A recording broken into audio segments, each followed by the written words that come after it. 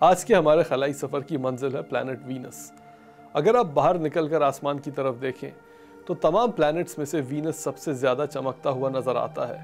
اس کی وجہ یہ ہے کہ تمام پلانٹس میں سے وینس ہماری زمین سے سب سے زیادہ قریب ہے۔ اسی وجہ سے ایسٹرونومی کی تاریخ میں اسے اتنا مرکزی مقام حاصل رہا ہے۔ جب سے انسان نے آسمان کی طرف نگاہ دوڑائی ہے، وینس اسے ضرور دکھائی دیا ہوگا کیونکہ یہ اس قدر چمکدار ہے۔ قدیم دور کی ثقافتیں جیسے ماینز، گریکس اور چائنیز، ساری دنیا میں ہی لوگ اس کی طرف دیکھ رہے تھے اور اس سے متعلق کہانیاں بنا رہے تھے۔ ٹیلیسکوپ ایجاد ہونے کے بعد تو اسے اور بھی غور سے دیکھا جانے لگا۔ قریب سے معائنہ کرنے کے بعد جو چیز معلوم ہوئی وہ یہ کہ اس کا ایٹماسفیئر بہت گاڑھا اور غلاف نما تھا۔ اس پر اس قدر بادل چھائے ہوئے تھے کہ اس کی سطح کو دیکھنا ناممکن تھا۔ ترقی کے ساتھ ہم نے اسپیکٹروسکوپی اور الٹرا وائلٹ ریز کی مدد سے اس سیارے کا مطالعہ کیا۔ اس دور کے ماہرین نے یہ بھی اندازہ لگایا کہ وینس کا ایٹماسفیئر ہماری زمین سے کافی ملتا جلتا ہے، اور وہ سمجھے کہ جو بادلوں کا غلاف اس سیارے کو لپیٹے ہوئے ہے وہ بادل ہیں جو پانی سے پیدا ہوئے ہیں۔ انہوں نے سمجھا کہ سیارے پر مستقل طوفانی بارش ہوتی ہے اور اس کی زمین پر کیچڑ ہی کیچڑ ہے۔ زندگی کی شروعات کے لیے تو یہ عین مناسب ماحول معلوم ہوتا تھا، مگر یہ اندازہ ہی غلط ثابت ہوا۔ سن 1967 میں وینس پر 2 خلائی مشن بھیجے گئے، پہلا سوویت یونین کا تھا اور دوسرا ناسا کا۔ ان مشنز سے پہلی بار سائنسدانوں نے وینس کے بادلوں تلے زمین کو دیکھا۔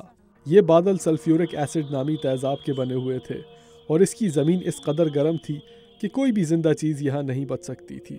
1967 کے بعد لوگوں کے ذہنوں میں وینس پر کسی حیات کی موجودگی کی تمام امیدیں ختم ہو گئیں۔ 1973 میں وینس پر ایک اور خلائی جہاز بھیجا گیا جس کا نام تھا میرینر 10۔ 10 سال کی تحقیق میں پہلی بار میرینر 10 جدید الٹرا وائلٹ کیمرے لے کر وینس پر گیا اور اس نے وینس کی حیرت انگیز تصاویر کھینچی۔ اور 1970 میں سوویت یونین نے ٹیلی ویژن کیمراز نصب کر کے خلائی جہاز یہاں بھیجے، اور اگلے سال ناسا کا پائنیئر وینس بھی بھیجا گیا، اور اس کے بعد سوویت یونین کے خلائی جہاز اس کی سطح پر بھی اتارے گئے۔ اپنے 45 منٹ کے اس وقفے میں انہوں نے وینس کی زمین پر رنگین تصویریں اتاری۔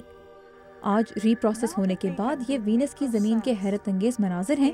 اگر آپ وینس کی گرمی اور تیزابی آب و ہوا اور پریشر کو بھول جائیں تو یہ بہت ہی حسین نظارے ہیں۔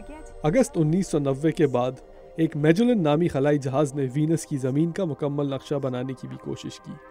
اس سے ہمیں معلوم ہوا کہ وینس کی سطح عمر کے لحاظ سے بہت نئی تھی۔ اس پر آتش فشاں پہاڑ اور جمے ہوئے لاوا کے میدان پھیلے ہوئے تھے۔